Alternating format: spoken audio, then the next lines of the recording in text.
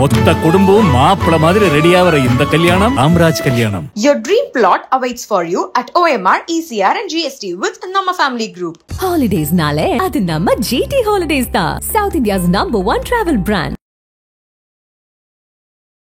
Global warming நிகழ்ந்து கொண்டு வருகிறதுல 2024ங்கிறது historically important இயர்னு சொல்லிட்டாங்க. நமக்கு வந்து மெட்ரோலஜிக்கல் டேட்டாஸ் வந்து பதிவு செய்யப்படுது. அப்படி ரெக்கார்ட் செய்யப்பட்ட டேட்டாவில் வந்து வார்மஸ்ட் இயர் அப்படின்னா 2024 தான். இப்போ என்னன்னா இந்த மாறி வருகின்ற இந்த டெம்பரேச்சரோட இன்க்ரீஸ் ஆகிற நிலைமை என்னன்னா பூமியினுடைய ஒரு சமநிலையை மாற்றி அமைத்து வருது. அதனால ஒரு பகுதியில் வந்து அதிகமான மழைப்பொழிவு இருக்கு, இன்னொரு பகுதியில் அதிகமான வறட்சி இருக்கு. அந்த கலிஃபோர்னியா டெசர்ட் இருக்கும், அங்கே வந்து சாண்டா அனீஸ்ன்னு சொல்லிக்கிட்டு ஒரு காற்று வந்து அப்படி உருவாகி வரும். அது வருடந்தோறும் உருவாகி வரக்கூடிய ஒரு இது. அந்த கரெக்டாக இந்த சீசனில் வரதா, இந்த சீசனில் வரும்போது அது என்ன பண்ணால் பயங்கர ட்ரையாக இருக்குதுங்கிறாங்க. காற்றுல கூட மாய்ச்சரை வந்து உள்வாங்கிட்டு வருது. அதற்கு முன்பாக மழையோட வரத்து ரொம்ப கம்மியா இருந்துச்சு. அப்ப எல்லாம் ரொம்ப காஞ்சி போய் கடந்திருக்கு. அந்த காடுகளே வந்துட்டு ரொம்ப இருக்கு. இந்த காற்று வந்து அதிக வெப்பத்தோட வருகின்ற போது அந்த காட்டு நிறைய இடத்துல உருவாகும், அப்படியே பத்தி எரிஞ்சு காலியாகும். மேகங்கள் இருக்கு இல்லைங்களா, இந்த மேகங்கள் வந்துட்டு அதனுடைய தன்மை மாறிட்டு இருக்கு. நிறைய இடங்கள்ல மேகங்களே இல்ல, தெர்மோஸ்பியர் இடத்துடைய இடம் திக்கன் ஆயிட்டு இருக்கு அப்படிங்கிறாங்க. அப்ப என்னன்னா இது எல்லாம் சேர்ந்ததுன்னா பூமியினுடைய அமைப்பு முறையை வந்து கண்ணாமன்னு மாத்திட்டு இருக்கு. அந்த ஒரு விளைவை தான் நம்ம வந்து பார்த்திருக்கோம். இந்த நேரத்துல கெடுவாய்ப்பா என்னன்னா அமெரிக்கால இப்ப வந்துட்டு ட்ரம்ப் வந்து அதிபர் ஆயிட்டாரு. அவர் வந்து கிளைமேட் சேஞ்சை டினை பண்ணக்கூடிய ஒரு ஆளு. வந்தோடனே முதல் வேலையை அது பாரிஸ் ஒப்பந்தமாச்சு வெங்காயமாச்சு தூக்கி போடுன்னு அதை வந்துட்டு காலி பண்ணிட்டாரு. இதைத்தான் வந்து பைடன் அவர் வந்துட்டு எச்சரிச்சுட்டு போனார். அவர் போவதற்கு 4 நாட்களுக்கு முன்னாடி அவர் சொன்ன அந்த ஸ்டேட்மெண்ட் ரொம்ப முக்கியம். கொஞ்சம் கொஞ்சமாக அமெரிக்கா ஒலிகிராசி நோக்கி நகர்ந்துட்டு இருக்கின்றார். அது சாதாரண ஸ்டேட்மெண்ட்ல. அன்லஸ் நாம வந்து அமெரிக்காவை கட்டுக்குள் வைக்கலன்னா காலநிலை மாற்ற பாதிப்பு எதிர்கொள்ள முடியாது. ஏன்னா ஹையஸ்ட் பொல்யூட்டர் அவங்க தான். அது இன்னொரு சிக்கல் இருக்கு. நீங்க அமெரிக்காவை கட்டுப்படுத்தாமல் குளோபல் வார்மிங்கை கட்டுப்படுத்த முடியாது. தை மாசம் ஆரம்பிச்சதுக்கு அப்புறமும் நமக்கு மழை பெஞ்சது இல்லையா? தை நமக்கு வந்துட்டு இளவெனில் காலம் அப்படிங்கிறது வெயில் வந்துருக்கும், ஆனா அதிகமே இருக்கு. அப்ப என்னன்னா நம்மளுடைய இந்த சீசனல்ல பயங்கரமான ஒரு மாற்றம் நிகழ்ந்துகிட்டு இருக்கு அப்படிங்கிறது. நம்மளுடைய டெம்பரேச்சர் இன்க்ரீஸ் ஆகிறதோட காரணமாக தான் டெங்குவை உற்பத்தி பண்ணக்கூடிய கொசுனுடைய அளவு அதிகரிச்சுட்டு இருக்காங்க. கொசு வந்து இங்க சக்சீன், இந்த கொசு டெங்கு உற்பத்தி பண்ண இந்த கொசு இருக்கு இல்லையா, இது ஆப்பிரிக்கன் வகையான கொசு. ஆப்பிரிக்கன் டெம்பரேச்சர் இங்க வந்துருச்சுன்னு அர்த்தம். உலகத்திலே வந்துட்டு ரொம்ப அதிகமான சூடாய் கொண்டு இருக்கக்கூடிய கடல் தெரியுமா, நம்ம இந்தியன் ஓஷன் தான். வார்மஸ்ட் ஓஷனா வந்து அதான் வந்து பயங்கர வேகமா வந்து இருக்கு. அது அதிகமா சூடாகிறோட பிரச்சனை தெரியுமா, அதிகமான புயல் அப்படிங்கிறது தான். அமெரிக்கால ஒரு பக்கம் வந்து கலிபோர்னியா மாதிரியான முக்கியமான மாகாணங்கள்ல கட்டுக்கடங்காம காட்டு தீ, அதே வர ட்ரம்ப் பதவி ஏற்கிறாரு, அங்க ஃபுல்லா பனி குளிர், அப்படி ஒரு காலநிலை மாற்றம். அமெரிக்கா சந்திக்காத ஒரு காலநிலை மாற்றம் ஒன்று. இன்னொன்று துபாய் சவுதி மாதிரியான இடங்கள்ல கல்ஃப் கண்ட்ரீஸ்ல பாலைவனத்துல ஃப்ளட் வருது, துபாய் ஃப்ளட்டை பார்க்குது, சென்னையில பனிமூட்டம் இருக்கு. ஸோ ஒரு மாதிரி உலகம் முழுக்கவுமே இந்த காலநிலையில ஏதோ ஒரு சிக்கல் இருக்க மாதிரியான ஒரு தெரியுது. அது உண்மைதான். அதாவது குளோபல் வார்மிங் நிகழ்ந்து கொண்டு வருகிறதுல 2024ங்கிறது ஹிஸ்டாரிக்கலி இம்பார்ட்டன்ட் இயர்னு சொல்லிட்டாங்க. ஓகே, வேர்ல்டு மெட்ரோலஜிக்கல் ஆர்கனைசேஷன் வந்து அவங்க ஒரு ஆய்வு இருக்காங்க. அதாவது என்ன, இந்த வார்மஸ்ட் இயர் இதனால் பதிவு செய்யப்பட்ட கடந்த ஒரு 200 வருடங்களாக நமக்கு வந்து மெட்ரோலஜிக்கல் டேட்டாஸ் வந்து பதிவு செய்யப்படுது. அப்படி ரெக்கார்ட் செய்யப்பட்ட டேட்டாவில் வந்து வார்மஸ்ட் இயர் அப்படின்னா 2024 தான். ஓகே, அதில் லாஸ்ட் ஒரு 20 இயர்ஸ் வந்து பார்த்தீங்கன்னா இந்த கடந்த 20 ஆண்டுகளில் ஏறத்தாழ 16 ஆண்டுகள் வந்து பார்த்தீங்கன்னா வார்மஸ்ட் இயராக ஒன்று மாதிரி வந்துக்கிட்டே இருக்கு. அப்போ லாஸ்ட் ஒரு 20 இயர்ஸ் பூமியோட இந்த டெம்பரேச்சர் கிராஃப் வந்து கண்ணாப்பண்ணு மேலே எகிரிட்டே போயிட்டே இருக்கு. இது வந்து என்ன பெரிய பிரச்சனை உண்டாக்கும் அப்படின்னா, இந்த கடந்த ஒரு 10,000 வருடங்களாக ஜியாலஜிக்கல் டைம் ஸ்கேல வந்து ஹாலசின் பீரியட்னு சொல்லுவாங்க. கடைசி பனிப்பாறை ஐசேஜ் வந்து முடிஞ்சு அடுத்த காலத்துக்கு நம்ம போய்கிட்டு இருக்கோம் இல்லையா, மாறி போயிட்டு இருக்கோம். இது வந்து ஒரு சைக்கிள் தான். 5 முறை கடந்த 8 லட்சம் வருடங்கள்ல 5 முறை ஐசேஜ் நிகழ்ந்திருக்கு. அப்போ பூமி கம்ப்ளீட் ஐஸா ஃப்ரோசன் ஆயிருந்துச்சு. அந்த ஃப்ரோசன் வந்து கொஞ்சம் கொஞ்சமாக உருகி இன்னைக்கு இருக்கக்கூடிய நிலைமைக்கு வந்திருக்கு. ஸோ இந்த லாஸ்ட் 10,000 இந்த டெம்பரேச்சர் பேலன்ஸாக இருக்கீங்களா, அது ரொம்ப முக்கியம். இப்போ நம்ம முதல்வர் அறிவிச்சிருக்காரு இல்லையா, இரும்பு அப்படிங்கிறது இங்கே தான் கண்டுபிடிக்கப்பட்டது. அதுதான் விவசாயத்துக்கு ஒரு முக்கியமானது இருக்கு. இந்த மாற்றம் நிகழ்ந்ததுக்கு டெம்பரேச்சர் சேஞ்ச் ஒரு முக்கியமான ஒரு காரணம். நீங்க நினைச்சு பாருங்க, பனி பிரதேசமாக இருந்தால் நம்ம விவசாயம் பண்ணியிருக்க முடியுமா? அப்போ இந்த டெம்பரேச்சர் சேஞ்ச் தான் சிவிலைசேஷனுக்கு அடிப்படையாக இருந்துச்சு. லாஸ்ட் 10,000 இயர்ஸாக இருந்த இந்த பேலன்ஸ் இருக்கு இல்லைங்களா, இண்டஸ்ட்ரியல் ரெவல்யூஷனுக்கு முன்னாடி இது மாற ஆரம்பிச்சு. அதுதான் வந்து காலநிலை மாற்றத்துக்கான ஒப்பந்தத்தில் அது வந்து சொல்கிறாங்க. ஸோ லாஸ்ட் ஒரு 150 இயர்ஸாக வந்து இண்டஸ்ட்ரியல் ரெவல்யூஷன் வந்ததுக்கு முன்னாக அதிகமான நம்ம நிலக்கரி எரிப்பதனாலும் அதிகமான பெட்ரோல் எரிப்பதனாலும் கார்பன் டை ஆக்சைடு பூமி சேர்த்து ஒரு படலமாக மாறுது. இது என்ன பண்ணுது, அதிகமான ஹீட்டை வந்து ட்ராப் பண்ணுது. அதை தான் குளோபல் வார்மிங்னு சொல்கிறோம். ஸோ இது மனித சமூகத்தின்கால் நிற்கக்கூடிய நிகழ்வு.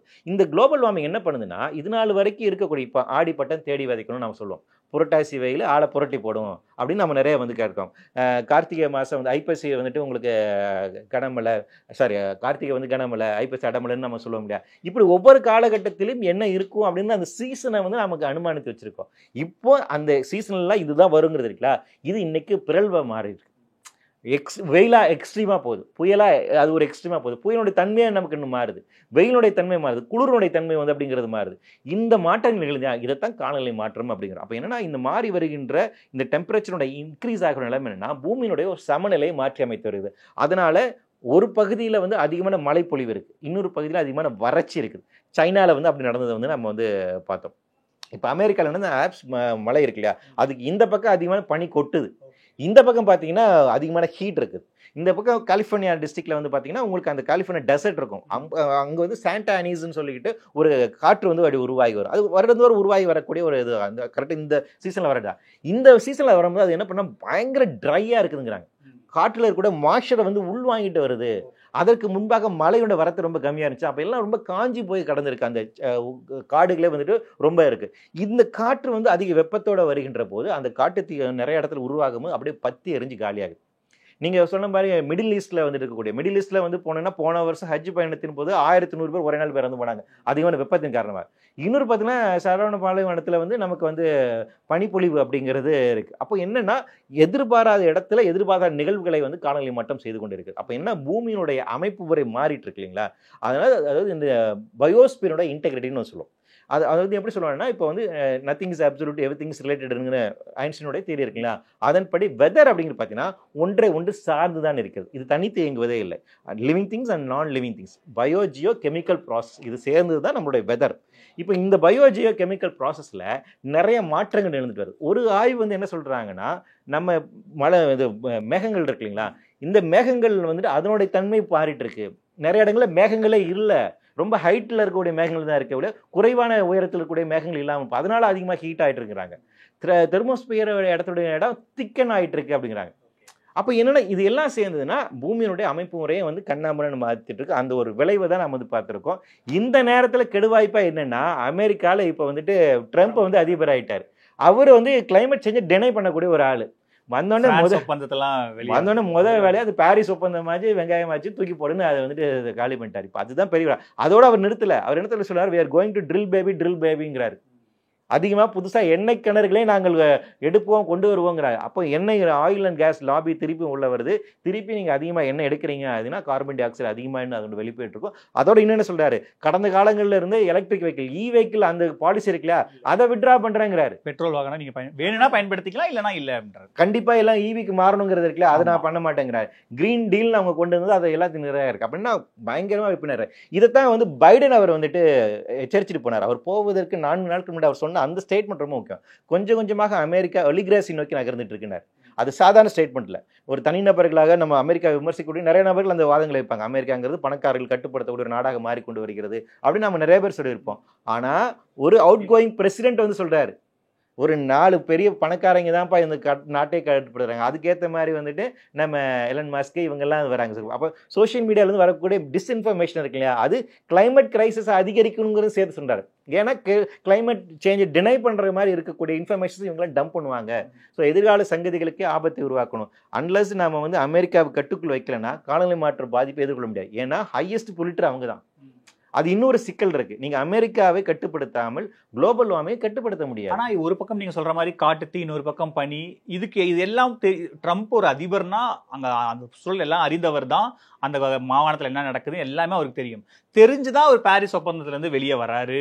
நீங்க சொல்ற மாதிரி வெஹிக்கிள் இனி தேவைன்னா பயன்படுத்திக்கலாங்கிற இடத்துக்கு நகர்றாருன்னா அப்போ அவங்க வளர்ச்சி அப்படிங்கிறத நோக்கி மட்டும்தான் கான்சென்ட்ரேட் பண்றாங்களா? வளர்ச்சின்னு இல்லை, லாபம்னு லாப வெறியை நோக்கி கான்சென்ட்ரேட் பண்றாங்க. ஆயில் அண்ட் கேஸ்க்கு வந்துட்டு தெரியும் 70களிலே ஷெல் நிறுவனத்திற்கு வந்துட்டு CO2 லெவல் இன்க்ரீஸ் ஆயிடுச்சுன்னா அது குளோபல் வார்மிங்கில் போய் முடியும் என்பதற்கான ஆய்வறிக்கை வழங்கப்பட்டுச்சு. அதை மீறி தான் அவங்க செய்கிறாங்க. அவங்களை பொறுத்த வரைக்கும் லாபம் அதுதான் நான் சொன்னேன். வந்து அதாவது என்னென்னா உங்களுக்கு வந்துட்டு இந்த எக்கனாமிக்கல் ஆர்டர் ஒன்று இருக்கு இல்லைங்களா, வந்துட்டு இந்த சந்தை பொருளாதாரம். சந்தை பொருளாதாரம் பேசிக்காக வந்து இந்த கேபிட்டலிஸ்டிக் ப்ரொடக்ஷன் சிஸ்டம். இந்த கேபிட்டலிஸ்டிக் ப்ரொடக்ஷன் சிஸ்டம் என்னென்னா பெர்பெச்சுவல் க்ரோத்து அடிப்படையானது. உற்பத்தி அவங்க நிறுத்தவே கூடாது. உற்பத்தி பண்ணிக்கிட்டே இருக்கணும். உற்பத்தி பண்ணாதான் அது நிற்கும். அப்போ வாங்கி வாங்கி குவிக்கக்கூடிய ஒரு சமூகம் இருக்க வேண்டியது. இது இல்லைன்னா அந்த எக்கனாமிக்ஸே நிற்காது. அடிப்படையான பிரச்சனையே வந்து அதான். அப்போ என்ன, ஆயில் அண்ட் கேஸ் இண்டஸ்ட்ரி அவங்களுடைய இதை ஷட் டவுன் பண்ண விரும்பலை. அவங்க கிடைக்கிற வரைக்கும் எண்ணெயை வந்து நம்ம சுரண்டி எடுத்துக்கிட்டே இருக்கணும்னு நினைக்கிறாங்க. அதுக்கான காரை உற்பத்தி பண்ணிகிட்டே இருக்கணும். அதையும் சேர்த்து சொல்கிறாரு, அந்த ஆட்டோமொபைல் இண்டஸ்ட்ரியை நம்ம உற்பத்தி பண்ணுவோங்கிற. அப்போ அந்த ஆயில் அண்ட் கேஸ் இண்டஸ்ட்ரியில் இருக்கக்கூடிய ஒரு நபர் இப்போ அவங்க கவுன்சில் ஆஃப் மினிஸ்டர்லையும் இருக்காரு. அப்போ இந்த லாபி இருக்கு இல்லையா, இந்த லாபியை வந்து அப்போ வேலை செய்யுது. அப்போ இதெல்லாம் தெரியாமல் இல்லை. இப்போ வந்து ஹிட்லருக்கு வந்துட்டு தெரியாதா தான் என்ன செய்கிறோம் அப்படிங்கிறது தெரியாமல, தெரிஞ்சிருந்தால் அவங்க செய்கிறாங்க. அப்போ இந்த மாதிரி ஃபேசிஸ்டுடைய நடவடிக்கைகள் அப்படிங்கிறது என்ன, அவங்களுக்கு இதனால பாதிப்பு என்னாகும் அப்படிங்கிறதெல்லாம் தெரியும். கிட்டத்தட்ட அந்த மனையில் தான் ட்ரம்ப் அவர்களும் இருக்கிறார். அதனால் அவர் இதை பற்றிலாம் அங்கே இல்லை, பூமி அழியுது இல்லை மக்கள் இது பண்ண போகிறாங்க அப்படிங்கிறதெல்லாம் அதெல்லாம் பற்றி அவருக்கு இல்லைங்கள. அவருக்கு இந்த இதில் வந்து ஒரு ஆதாயம் இருக்குது. அதனால் இதை தொடர்ச்சியாக செய்வோம்னு நினைக்கிறாங்க. இதுக்கு பின்னாடி இருக்கக்கூடிய ஆயில் அண்ட் கேஸ் இண்டஸ்ட்ரீஸ் இருக்குது, அந்த லாபிலேருந்து பண்ண. அதை தான் பைடன் வந்து வார்ன் பண்ணிட்டு போகிறார். நீங்க சொல்ற மாதிரி கலிபோர்னியாவில் முக்கியமான நீங்க எல்லா பெரிய ஆட்கள், ரொம்ப முக்கியமான ஒரு சிட்டி, அங்கேயுமே இந்த மாதிரி ஒரு ஃபயர் ஆக்சிடென்ட் அமெரிக்காவை எந்த அளவுக்கு இது உலுக்கி இருக்கும்னு இல்லை, பெரிய அளவுக்கு அமெரிக்காவே வந்து நடுக்கத்துக்குள்ளாக்கி இருக்கு. அதாவது அவங்களுடைய ஒரு இது இருக்குல்ல, பெருமிதம் இருக்கு இல்லையா, அதை வந்து உடைச்சி வந்துட்டு கம்ப்ளீட்டாக இந்த நிகழ்வுகள் அப்படிங்கிறது தொடர்ச்சியாக வந்துட்டு இருக்கு. ஆனால் அமெரிக்காவில் இந்த மாதிரி இயற்கை சீற்றங்களோட பாதிப்புங்கிறது கடந்த காலங்களே நமக்கு இருந்த ஹரிக்கனுடைய பாதிப்பு நம்ம வந்து பார்த்துருவோம், ஹெலன் ஹரிக்கனுடைய அது. ஆனால் அதிலெல்லாம் பாதிக்கப்பட்டவங்க அதிகமாக பிளாக் பீப்புள்ஸாக இருந்தாங்க, விளிம்புநிலை மக்கள் தான் அதிகமாக பாதிக்கப்பட்டிருந்தாங்க.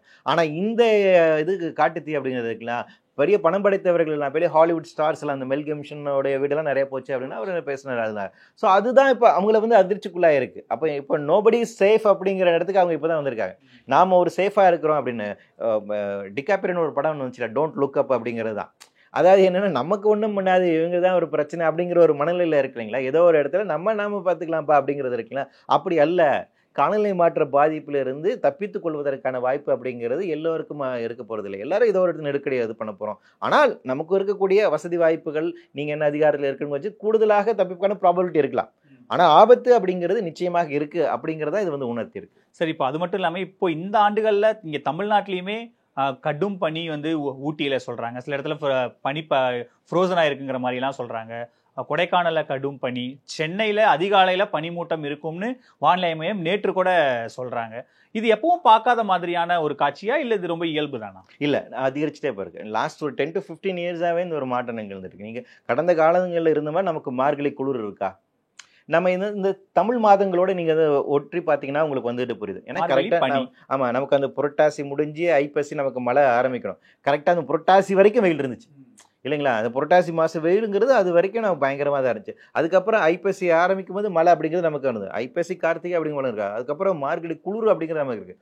நான் இப்போ தை மாதம் ஆரம்பிச்சதுக்கப்புறமும் நமக்கு மழை பெஞ்சுது இல்லையா. தை நமக்கு வந்துட்டு இளவெனில் காலம் அப்படிங்கிறது வெயில் வந்துருக்கணும். ஆனால் அதையும் மீறி இருக்குது. அப்போ என்னென்னா, நம்மளுடைய இந்த சீசனில் பயங்கரமான ஒரு மாற்றம் நிகழ்ந்துகிட்டு இருக்கு அப்படிங்கிறது. இதை வந்து கடந்து இருக்கலாம். எவ்ரி மான்சூன் வந்துட்டு நமக்கு வந்து பயங்கர ஷார்ட் டேர்மில் அதிகமாக ரெயின்ஃபாலாக தான் இருக்குது. லாஸ்ட் ஒரு 5 இயர்ஸாக நீங்கள் ரெக்கார்ட் ஆன எல்லா மான்சூன் இருக்கா. முன்னாடி மழை அப்படிங்கிறது எப்படின்னா நிறுத்தி நிதானமாக நமக்கு பெய்யும். மழையை ஏன் நம்ம கொண்டாடின ஒரு சமூகமாக நமக்கு வந்து இருக்கிறோன்னா, அந்த மழையினுடைய வரத்து நமக்கு துல்லியமாக தெரியும். அது எங்கே ஆரம்பிக்கும், மான்சூன் எங்கே செட் ஆகும், எப்படி ஆரம்பிச்சு எந்த காற்று நமக்கு கொண்டு வரதுக்கான பதிவு வரைக்கும் நம்ம சங்க இலக்கியங்கள்ல இருக்கு. அந்த அளவுக்கு நம்ம வந்து அந்த வாகை காட்டு எங்கேருந்து வருது, அந்த காட்டு இந்த மலையோட வருது, தலைவன் என்ன பண்ணிட்டு இருந்தாங்கிற ரெக்கார்டு வந்து பார்த்தீங்கன்னா நிறைய சங்க இலக்கிய பாடங்கள்ல இருக்கு. அந்த அளவுக்கு இருக்கு. அப்போ 3 மாதம் நிறுத்தி நிதானமாக அந்த மழை பெய்யும். அதுக்கேற்ற மாதிரி நம்ம பயிர் செய்வோம். ஆடிப்பட்ட தேடி விதைக்கணும் அப்படிங்கிறது என்னன்னா, உங்களுக்கு மழை பெஞ்சு முடிஞ்சு போய் கொஞ்சம் தண்ணியெல்லாம் இருக்கக்கூடிய இடத்துல நமக்கு அது நல்ல நிலத்தை வந்து கழனி நிலத்தை வந்து நம்ம ரெடி பண்ணி நம்ம வந்து பயிர் செய்யறதுக்கு அது வந்து கொண்டு வரணும். அதான் அந்த பீரியட் இருக்கு இல்லையா. அப்போ என்னன்னா, இந்த மாற்றத்தை தான் இங்கே வந்து உடச்சிக்கிட்டு இருக்கு. அப்போ இந்த சேஞ்சஸை வந்து நாம் இங்கே பார்த்துக்கிட்டு இருக்கோம். இப்போ ஒரு ஸ்டடி இப்போ இன்னைக்கு வந்து ரிப்போர்ட்டாக இருக்குது நேச்சரில் வந்து ஒரு ஸ்டடி, நம்மளுடைய டெம்பரேச்சர் இன்க்ரீஸ் ஆகிறதோட காரணமாக தான் டெங்குவை உற்பத்தி பண்ணக்கூடிய கொசுனுடைய அளவு அதிகரிச்சிட்டு இருக்காங்க. கொசு வந்து இங்கே சக்ஸ்டின், இந்த கொசு டெங்கு உற்பத்தி பண்ண இந்த கொசு இருக்குல்ல, இது ஆப்பிரிக்கன் வகையான கொசு. ஆப்பிரிக்கன் டெம்பரேச்சர் இங்கே வந்துருச்சுன்னு அர்த்தம். அதனால தான் இருக்குது. நம்ம ஊர் கொசு கிடையாது. டெங்கு சிக்கன் கனியா உற்பத்தி பண்ணக்கூடிய கொசு இருக்கு இல்லையா, அது ஆப்பிரிக்கன் ஸ்பீசிஸ். அந்த ஸ்பீசிஸ் வந்து இப்போ இங்கே வளர்ந்துகிட்டு இருக்கு. காரணம் என்னன்னா, அந்த டெம்பரேச்சர் வந்து அளவுக்கு இங்கே இருக்குது. அப்போ டெம்பரேச்சர் இன்க்ரீஸ் அப்படிங்கிறது நடந்துட்டு இருக்கு. உலகத்திலே வந்துட்டு ரொம்ப அதிகமான சூடாய் கொண்டு இருக்கக்கூடிய கடல் தெரியுமா, நம்ம இந்தியன் ஓஷன் தான். வார்மஸ்ட் ஓஷனாக வந்து அதுதான் வந்து பயங்கர வேகமாக வந்து இருக்கு. அது அதிகமாக சூடாகிறோட பிரச்சனை தெரியுமா, அதிகமான புயல் அப்படிங்கிறது நான் ஒரு புயல் சைக்ளோன் வந்து உருவாகணும்னா கடலுடைய டெம்பரேச்சர் வந்து 26.2 டிகிரி செல்சியஸ் இருக்கும். நம்ம இந்தியன் ஓஷனோட டெம்பரேச்சர் தெரியுமா இப்போ 28 டிகிரி செல்சியஸ் வந்துருச்சு. அப்போ அந்த அளவுக்கு இருக்குன்னா அப்போ புயல் காற்றுகள் உங்களுக்கு வந்துட்டு இனிமேல் அதிகமாக வந்துட்டே தான் உருவாக frequent-ஆ இருக்கான இருக்கும். அப்போ என்னன்னா நம்மளை சுற்றி இருக்கக்கூடிய எல்லா அமைப்பு முறைகளுமே ரொம்ப கடுமையாக வந்து மாறிக்கொண்டு வருகிறது. காலநிலை மாற்றத்தினுடைய மிகப்பெரிய ஒரு பிரச்சனையாக நிச்சயமாக அதை வந்து பார்க்கணும். ஆனா இது அமெரிக்கா மாதிரியான ஒரு உலக வல்லரசு நாடே இந்த காலநிலை மாற்றம் பத்தி பெரிய கேர் இல்லாம அடுத்தடுத்த ஒப்பந்தங்கள்ல இருந்து வெளியே வர்றது உலக நாடுகளுக்கு இது எவ்வளவு பெரிய ஒரு ஆபத்து விளைவிக்கக்கூடிய மிகப்பெரிய ஒரு ஆபத்து. ஏன்னா அன்லஸ் நீங்க வந்து அமெரிக்காவை கட்டுப்படுத்தலைன்னா பெர் கேபிட்டா எமிஷன்ல அவங்க தான் இன்னைக்கு நம்பர் 1 இருக்காங்க. ஆஸ் அ நேஷனா அவங்க 3வது 4வது இடத்துல இருக்காங்க. ஆனா பெர் கேபிட்டா எமிஷன்ல இருக்கு. அதான் அவங்களுடைய லக்ஸுரி லைஃப் இருக்கு இல்லையா, அது மிகப்பெரிய ஒரு சவால். ஐரோப்பிய நாடுகள் வந்துட்டு இப்போ அவங்க எதிர்நிலையில் இருக்காங்க. யூகே வந்துட்டு பார்த்தீங்கன்னா கடைசியான தெர்மல் பவர் ஸ்டேஷன் இழுத்து மூடிட்டாங்க. அவங்க ரினியூவல் நோக்கி வந்து போகிறாங்க. 2040 நெட் கார்பன் ஜீரோக்கு வந்து போகணும்னு ஒரு சேலஞ்சோட அவங்க போயிட்டு இருக்காங்க. அப்போ ஐரோப்பிய நாடுகள் வந்து காலநிலை மாற்றத்தை ரொம்ப சீரியஸாக எடுக்கிறாங்க. அதுக்கான செயல்பாடுகள் செய்கிறாங்க. இன்னும் சொல்லப்போ அந்த ஐரோப்பிய நாடுகள் கார்பன் டேக்ஸ் எடுத்து இது பண்ண போகிறாங்க. 2034 வந்து பண்ண போகிறாங்க. இந்தியாவிலேருந்து உற்பத்தி பண்ணக்கூடிய ஒவ்வொரு பொருளையும் நீங்கள் வந்து எக்ஸ்போர்ட் பண்ணுறீங்கன்னா அது கார்பன் ஃப்ரீ அப்படின்னு நீங்கள் வந்துட்டு சர்டிஃபிகேட் பண்ணி கொடுத்தாகணும். அதில் இவ்வளோ கார்பன் எமிஷன் இருந்துச்சுன்னா அதுக்கு அவன் டேக்ஸ் பண்ணுவேன்னு சொல்கிறான். ஸோ அந்த அளவுக்கு ஐரோப்பிய நாடுகள் இருக்கு. ஆனால் அமெரிக்காவில் இருக்கக்கூடிய இந்த வலதுசாரி சார்ந்து இருக்கக்கூடிய சிந்தனைகள் இருக்கு இல்லையா, அதுதான் மிகப்பெரிய பிரச்சனை. அவர்கள் தான் இது கடுமையாக எதிர்க்கிறவர்களாக இருக்காங்க. அப்போ அவர்களுடைய இந்த சிந்தனை போக்கு அவர்கள் இப்போ அமெரிக்கன் பாலிடிக்ஸ் வந்து எப்படி இருக்கு நீங்கள் புரிஞ்சுக்கணும் அப்படின்னா, அமெரிக்காவில் நீங்கள் ஒரு அதிபர் ஆகணும் அப்படின்னா கண்டிப்பாக மில்லியனர்ஸ்னுடைய சப்போர்ட் உங்களுக்கு வேணும். பில்லியனர்ஸ்னுடைய சப்போர்ட் வேணும். ஏன்னா அவங்க தான் டொனேட் பண்ணுறாங்க. அது இருந்தால் தான் அப்படி ஆயிடுச்சு. கிட்டத்தட்ட இப்போ இந்திய எலெக்ஷன் நமக்கு அப்படி போயிட்டு இருக்கு. நீங்கள் இவங்க வெற்றி பெறணும்னா குறைஞ்சபட்சம் ஒரு தொகுதிக்கு இவ்வளோ செலவு பண்ணிட்டு இல்லையா, இன்னார் தான் இந்த தொகுதியில் நிற்கிறாரு அப்படின்னு கொண்டு போய் சேர்க்கறக்கே நீங்கள் சில கோடிகள் செலவு பண்ண வேண்டியது இருக்கு. அதே தான் அமெரிக்கன் எலெக்ஷனில் இந்த 2 பார்ட்டியை விட்டால் வேற பார்ட்டியும் வர முடியாது. அது செட்டப் கிடையாது. அங்கே இன்னொரு பார்ட்டி வரலாம். ஆனால் அது மக்களுக்கு தெரியும்னா அதில் வந்து டொனேஷன் பண்ணணும். அந்த கேம்பெயின் பண்ணுறதுக்கு காசு வேணும். அதுக்கு காசு இல்லை. காசு இருந்தால் தான் வர முடியும்னு ஆயிடுச்சு. அப்போ அந்த யாரெல்லாம் அவங்க டொனேட் பண்ணி அவங்க ஜெயிச்சு வர்றாங்களோ அவங்க என்ன பாலிசி பண்ணுறாங்களோ அதை இவங்க இம்ப்ளிமெண்ட் பண்ணுறாங்க. ஸோ அந்த ஆயில் அண்ட் கேஸ் தான் அவங்களுக்கு வந்து ஃபண்ட் பண்ணுது. ட்ரம்ப்புக்கு அதுதான் ஃபண்ட் பண்ணுது. அதான் பைடன் அவர்கள் சொல்கிறார். அப்போ அதனுடைய விளைவு என்ன ஆகுதுன்னா அவங்க என்ன கொள்கைகள் சொல்கிறாங்களோ அதை நடைமுறைப்படுத்துகிறாங்க. அதில் இப்போ பிரச்சனைனா அமெரிக்காவுக்கு மட்டும் இது பிரச்சனையாக இருக்குது, உலக நாடுகளுக்கே பிரச்சனையாக இருக்குது. இதில் ஓரளவுக்கு சம்மந்தம் குட்டி தீவுகளாக இருக்கலாம், அவங்க மூழ்க போகிறாங்க. அவங்க அதான் அழுதுகிட்டு சொல்கிறாங்க நாங்கள் ஒன்றுமே பண்ணலையாண்டு. ஏன்னா வெளியேறக்கூடிய கார்பன் டை ஆக்சைடு தெரியாது இல்லையா, இது வந்து அமெரிக்காவிலேருந்து வருது, இது பாகிஸ்தானில் வருது, இந்தியாவில் வருது அப்படின்னு தெரியாதுல்ல. எந்த கார்பன் டை ஆக்சைடு வெளியே போனாலும் ஹீட்டை வந்து அது உள்வாங்கும். அதன் காரணமாக ஏற்படக்கூடிய பாதிப்பு இருக்குதான் போகணும். அப்போ என்னன்னா சாதாரணப்பட்ட மக்கள் அதிகமாக பாதிக்கப்படுறாங்க. அதனால தான் கிளைமேட் சேஞ்ச் டாக்ஸில் வந்து என்ன சொல்கிறாங்கன்னா காமன் பட் டிஃபரன்ஷியல் ரெஸ்பான்சிபிலிட்டின்னு பேசுகிறாங்க. எல்லாருக்குமான பொறுப்பு இருக்குது, கூடுதல் பொறுப்புங்கிறது இந்த வளர்ந்த நாடுகளுக்கு இருக்குது.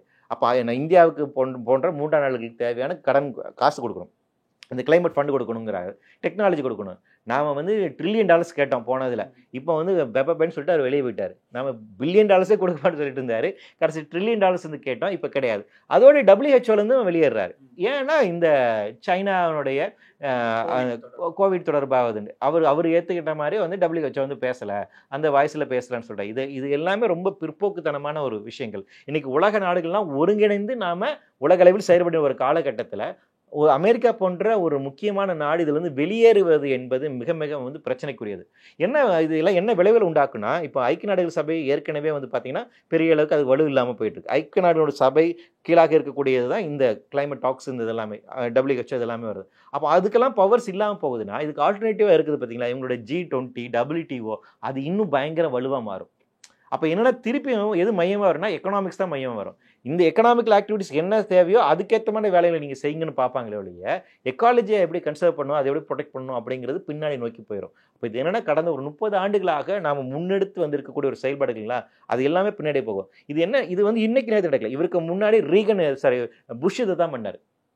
1991 நமக்கு வந்து இந்த ஃபர்ஸ்ட் கன்வென்ஷன் வந்துச்சு இல்லைங்களா, 1992 வந்து நினைக்கிறேன். அந்த ஃபர்ஸ்ட் கன்வென்ஷன் அப்போ வந்து யார் வந்தாங்கன்னு பார்த்தீங்கன்னா கிளின்டன் இருந்தார். கிளின்டனுக்கு அடுத்து வந்து சீனியர் புஷ் வந்து வராரு. அவர் இதை தான் சொன்னார், நோ இதை நான் ஒத்துக்க மாட்டேன், நான் விட்ரா பண்ணுறேன்னாரு. அதுக்கு பின்னாடி ஒபாமா வந்தார். 2015 வந்து பாரிஸ் அக்ரிமெண்ட்டில் அவர் வந்து சைன் பண்ணார். அதுக்கு பின்னாடி ட்ரம்ப் வந்தார், நான் அதை ஒத்துக்க மாட்டேன் அப்படின்னு சொன்னார், வெளியே போகிறேன்னு பாரிஸ் அக்ரிமெண்ட் வெளியே போனார். அப்புறம் பைடன் வந்தார், திருப்பி பாரிஸ் அக்ரிமெண்ட் உள்ளே வந்தாங்க. இப்போ இவர் வந்தார், இப்போ வெளியே போகிறாங்கிறார். ஸோ அமெரிக்கனுடைய ரிபப்ளிக் பார்ட்டி வந்துட்டு தொடர்ச்சியாக இதை எதிர்த்தே வராங்க. டெமோக்ராட்டிக் பார்ட்டி வந்து இது ஆள் தெரிச்சாரு. போன பைடன் எலெக்ஷன் ஜெயிச்சது காரணம் முக்கியமான கிளைமேட் சேஞ்ச் குறித்தான அவருடைய கருத்து தான். இவர் வந்து மறுக்கிறாங்கிறனால தான் அவர் அந்த வெற்றி பெற முடிஞ்சது. ஆனால் அன்ஃபார்ச்சுனேட்லி இந்த எலெக்ஷனில் ரைட் விங் பார்ட்டி அதிகமாயிருச்சு. ஸோ ரைட் விங் பார்ட்டிஸ்னுடைய வளர்ச்சி, அவர்களுடைய பார்வை, அறிவியலுக்கு எதிரான அவர்களுடைய புரிதல் அப்படிங்கிறது, எக்கனாமிக்கலை மையமாக வைத்திருக்கக்கூடிய பார்வை அப்படிங்கிறது அமெரிக்கா மட்டுமல்ல, இல்லை வெஸ்டர்ன் கண்ட்ரீஸ்க்கு மட்டும் இல்லை, ஒட்டுமொத்த உலகத்திற்கே மிகப்பெரிய ஒரு பாதிப்பு தான் உண்டாகும். ஸோ என்ன நடக்குதுன்னு பார்ப்போம் சார். இவ்வளோ நேரம் உங்கள் நேரத்தை எங்களோட செலவழிச்சதுக்கு ரொம்ப நன்றி. நன்றி. மொத்த குடும்பம் மாப்பிள மாதிரி ரெடியாகிற இந்த கல்யாணம் ராம்ராஜ் கல்யாணம். Your dream plot awaits for you at OMR, ECR and GST with Nama Family Group. Holidays nale adu namma GT Holidays da, South India's #1 travel brand.